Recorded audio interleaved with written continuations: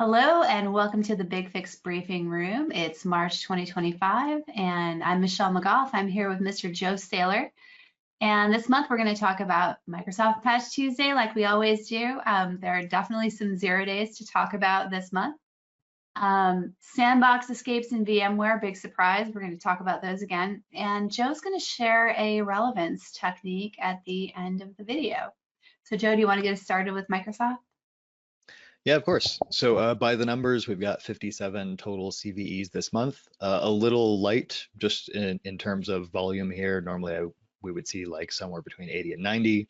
So 50 is on the light end for total numbers. There are, however, 7 total 0 days. 6 of them have been actively exploited. And even though there aren't any 9.0 plus CVSS scores this month, there is some like really brutal vulnerabilities in DNS, Outlook, and remote desktop. So if you don't take anything else from this, prioritize patch in anything that that has those installed. Okay. NTFS 0 days gone wild. So you've got 4 CVEs called out here. So these are all aligned with a similar type of exploit? Yeah, they're all pretty similar. So there is a like virtual hard drive issue in Windows, and this all came from the same security researcher. So obviously they found this similar issue in multiple different pathways. The exploit here involves tricking a user into mounting a malicious drive, which will, depending on which of these CVEs they're trying to trigger, will either allow them to execute any sort of code they want or elevate their privileges. And it's all basically a buffer overflow. So you mount these malicious drives and then something bad happens on your box. And these all have active exploits out in the wild. So these are out there. All of your general like passive protections where you've trained your users to not double click on files and not trust things all apply here. So nothing really bypasses kind of a user's general sense of self-preservation. Okay. All right. This is good to know. What's next? More 0 days.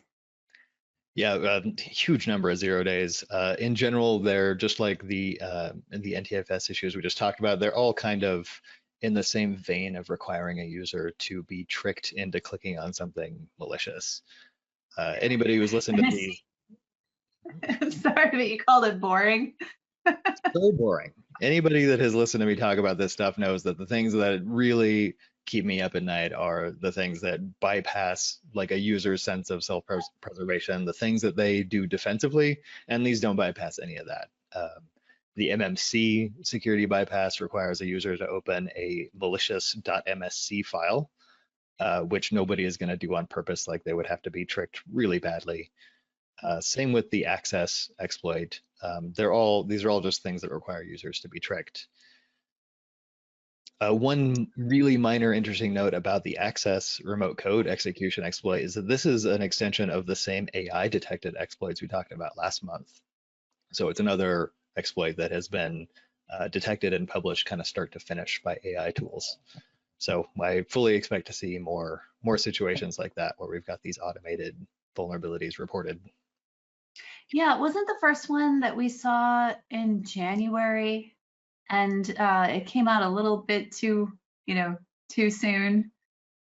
Yeah, so I mean, because they're automated tools that are set to just publish when they find things, it was published immediately. And the thing that's dangerous about 0 days like this is that they, by definition, don't have a patch. And so, like, attackers have this much bigger window to develop an actual working exploit for the vulnerability and apply it than if there was a patch that already existed. So these, the AI reported ones generally give attackers really big windows to develop exploits for.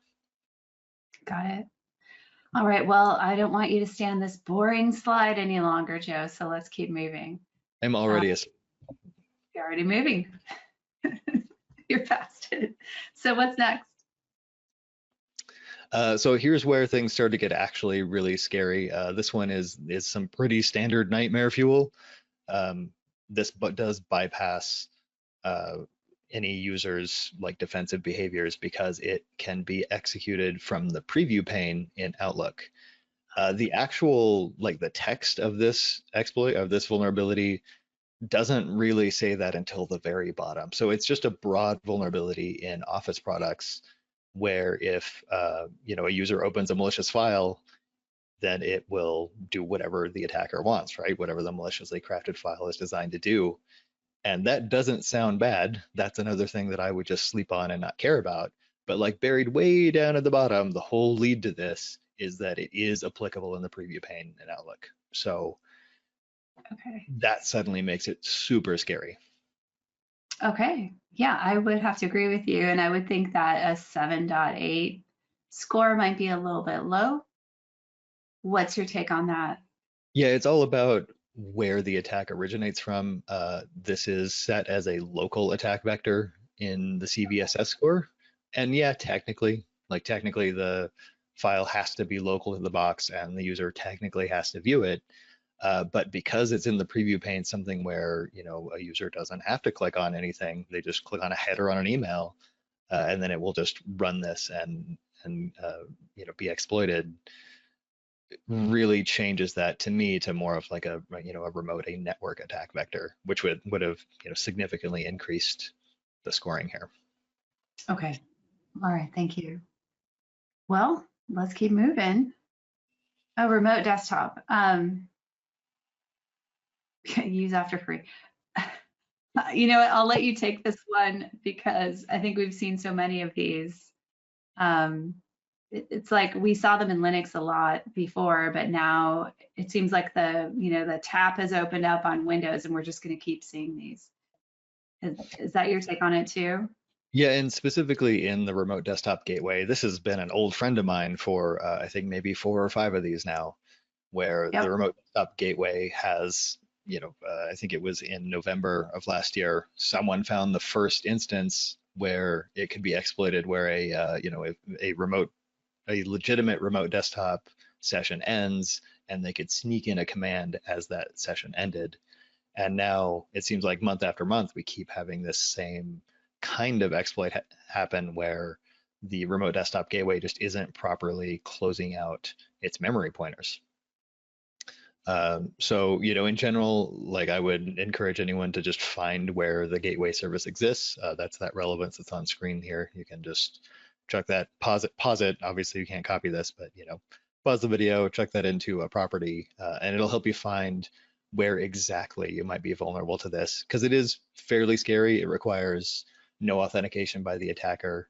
It does require a timing component, which is, um, you know, questionable. Like I'm not exactly sure how hard that is to implement for an attacker, but it is arbitrary remote code, unauthenticated against server type boxes.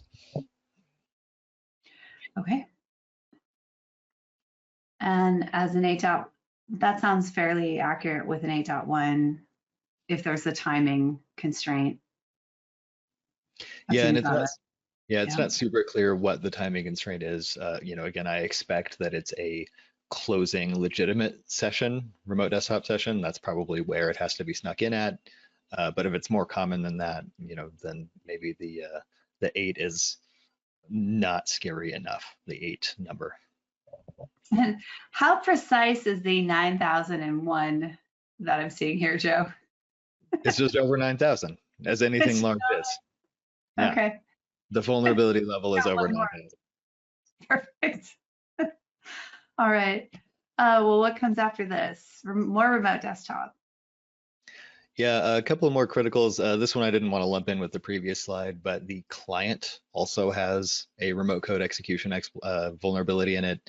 It's not nearly as bad. Like even though it has a higher CVSS score, it requires a user to be tricked into connecting to a malicious RDP server. So somebody else has to have a gateway stood up, and they have to, social engineer one of your users into connecting with RDP to that gateway, which to me is, that's a pretty high bar to clear if you're already tricking a user into multiple steps worth of bad behavior.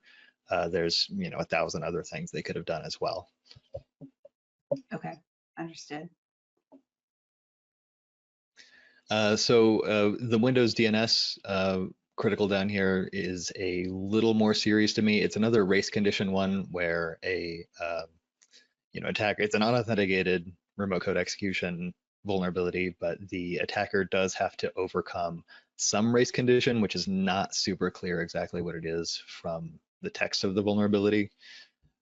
So it does require multiple tries against a DNS server, but they are typically highly available. And so to me, if you are going to push patching forward for anything, it's definitely in the DNS space for this cycle here. Because of their availability, they're just so vulnerable to these like multiple retry type of attacks. Okay, so far we're going to prioritize Outlook and Windows DNS. Yeah. If we're going to move anything forward, if you have on-prem Outlook and the fat Outlook client and aren't using Office 365, patch. Get that done now as soon as possible. And then DNS servers as well are also highly vulnerable here. Okay, thanks, Joe.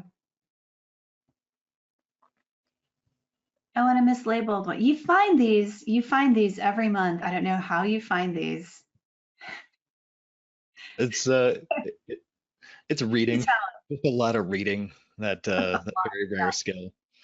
So when I was digging through the criticals and kind of high-rated stuff this month, this one really stood out to me because the text of the vulnerability really clearly specifies that this requires on anywhere where the Windows subsystem for Linux is installed, it requires the attacker to have local admin privileges. But the CVSS score claims none. Like, it says it doesn't require any privileges at all, which is a huge mismatch, right? Like, there's a massive difference between unauthenticated and already has sysadmin rights. In this case, the attacker also has to be able to execute code on the box. They have to be able to run a command. So if an attacker already has admin rights and they already have some interface that allows them to run a command, what do I even need this for?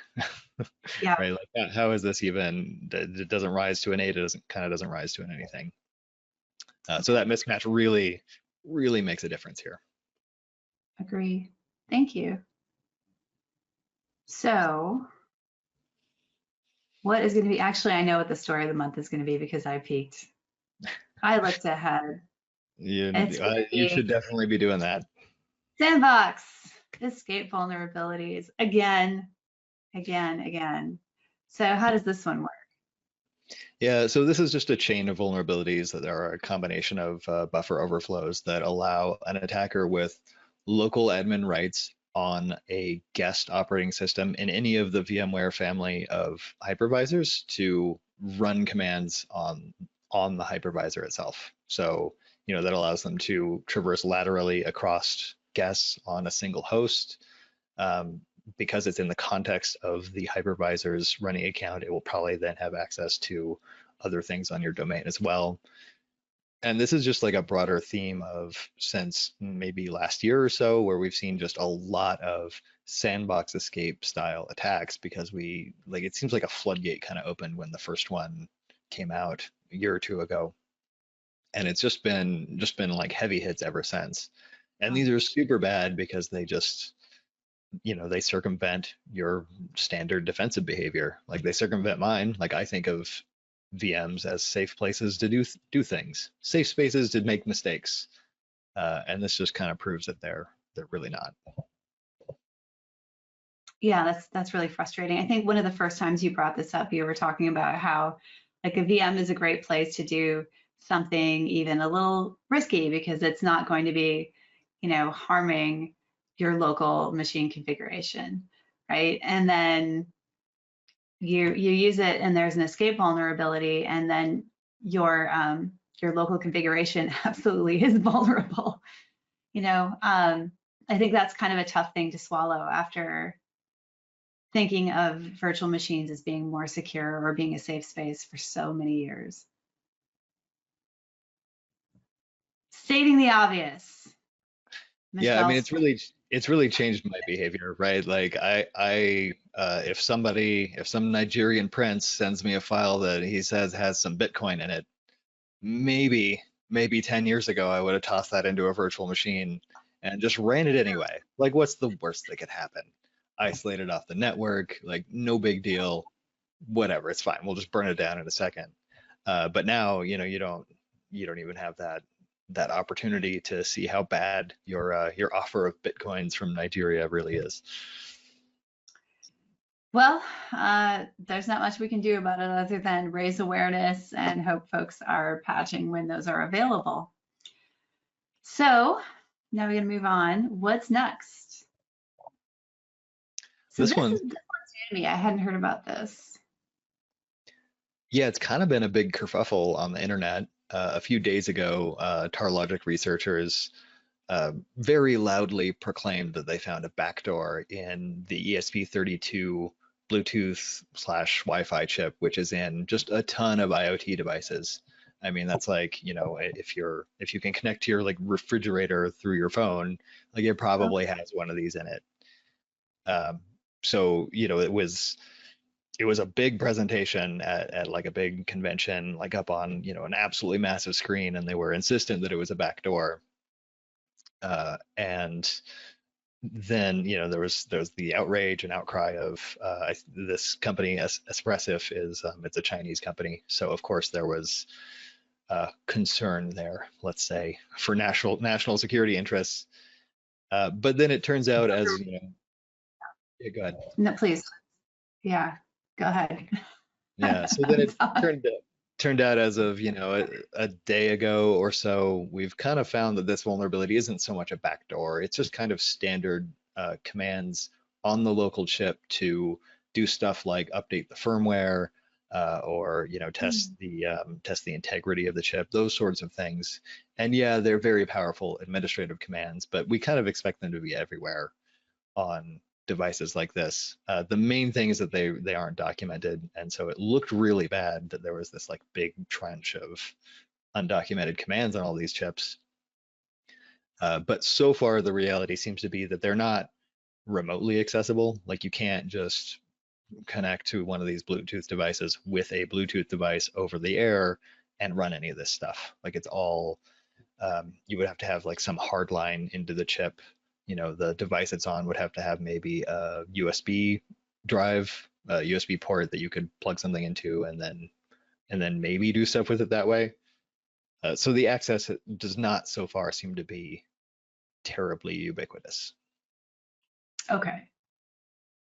That's an interesting story, especially the initial reaction versus what it actually turned out to be. Pretty wild. Yeah, and I think it's All still right. developing. It just the counter from Espressif just kind of came out yesterday, so this is moving fast. I would keep your eyes peeled anyway in this space, because it is everywhere. Like, these chips are everywhere, and the initial concern was like, okay, well, how many of my little IoT devices do I need to set on fire now, because they could be just like permanently compromised. So it still could be the case. Keep an eye. Seems relatively innocuous for now. All right. Thanks, Joe. What's next? Oh, I've been looking forward to this. Yeah. All right, so we got something a little bit different here, and Yeah. this might go terribly poorly. I apologize in advance. Terribly and poorly at the same time. Both of them. All right. Let's see if you can pull it off. Yeah. All right, so we've had an issue, like a long-term issue. There hasn't really been any way to randomize a list of items in Relevance. Someone in the comments is for sure going to tell me that they've known how to do this for like 20 years now. But, it just hasn't been out there. We kind of locked ourselves in a room for several hours to try and solve this problem. And eventually, my whole team with our powers combined, we kind of came up with something here. And was this the use case? Was it to randomize the failover relay list? Was that the original use case? That is absolutely the use case. Yeah, we haven't had a good way, just in BigFix terms, to give you a failover relay list that you can, for any arbitrary length of relays, if you have 4 or 5, 10, whatever, just get it to randomize on all your clients. Like, that was not something we've really been able to do. And now we can. So here's the technique. I'm curious, while we're looking at this, though, is this a way to load balance without a load balancer? That is absolutely it. So functionality wise, this Fixlet that I've linked up here, it gives you two different buckets to randomize in. So you feed it a list of relays, your first list, and that will randomize against just that one bucket, and that would be like your internet facing relays. Anything that you can't get pinged to, you would use in that first bucket. And then there's a second bucket that will just append to the end of it in your failover relay list. And that would be stuff like your internal relays where, if you have an internal client that fails to select a relay automatically for whatever reason, that gives you a load balanced way to also fail over your internal clients, right? Because it won't be able to select the external ones in that first set. And then you move on to that second set that are internal only. Cool. Okay. So it's essentially, it's almost like relay affiliation with automatic selection and load balancing without ICMP. That's kind of what it gives you. All right. Okay, so now the technique, I've tried to simplify this as much as possible. It's still maybe going to look a little wonky, but roll with it. So first we need just a list of stuff, right? This is how we do it with just text. The key here is whatever you want to randomize needs to be a plural string. So if your results look like this in the Fixlet debugger, you have one string per line. And then if you have fingerprinting turned on, it says plural string. You're good to go for the rest of this, no matter what is in, like no matter what the content of your strings are. Okay. And part of the kind of weird hacky solve here is that we also have a random integer inspector. So all we need to do to start this thing off is append to the beginning of all of our strings just a random number. And that's just this little part here. It will become apparent really shortly why I have done such a stupid thing. And now here's kind of where the real magic comes in, and all credit to John Talbert for thinking this one up. One of the really strange effects that we don't think of much of the unique values inspector is that it orders whatever you feed it alphabetically. So even though I'm using unique values here and they're all unique values already, right? Like everything, I'm not removing anything. Normally we would use this to just collapse down multiple results to one result if we only care, if a given thing exists. So in this case, we've appended a bunch of random numbers, and you'll notice in my new result column here, well, gee, they're in the order that the numbers are, like in descending order from the numbers, and those numbers were randomly assigned. So I have just randomized my list of results. Yeah. Okay. Just with unique values. Okay. Yeah, so just by using unique values, even though it doesn't really do anything, like a rational human being would say, hey, I don't have anything I need to uniqueify here. Why the heck would I use it? We get this with just some like sneaky, almost undocumented functionality. I mean, it stands to reason why I would do that. So I get that. And then you've stripped off the random integer and the pipe separator. Yep, and that's it. So now that we've had random, you've left with your randomized result. That's pretty cool. That's it's incredibly small. Like every time we've tried to solve this before, we've ended up with just like thousands of characters worth of relevance to try and figure something out. But the linchpin of it all was really just that unique values sorting function, along with just chucking a random integer in front of your strings. Yeah, very clever. I like it. So that's it. That's literally it. That's the whole technique. Yeah. Awesome. Yeah, it's so straightforward. Very cool. I would like to know if anybody watching this wants to see more of this type of content. No pressure on you, Joe. But this is a fun. I like it. All right. Well, next month, when we come back, we're going to have a new release to talk about. Pretty sure around that time. If not, it will be pretty soon after that. So there's one of my favorite kinds of releases is coming out next, and it's one of those releases where all the things we've been sitting on that we've been wanting to do but couldn't get done because bigger stuff had to be delivered first. This next release is going to have all kinds of little goodies in it that we've been wanting to do for a long time. So I'm personally looking forward to it. I am so Uh, excited about 1104. I know. We want to talk about it now, but it's not out yet, so we're going to wait. But we're very excited, and that will be 1104, I believe. So looking forward to that. Joe, thanks again for another great deck worth of content. Very good choices. Thanks for the relevance expressions. And everybody, if you're still with us, see you next month.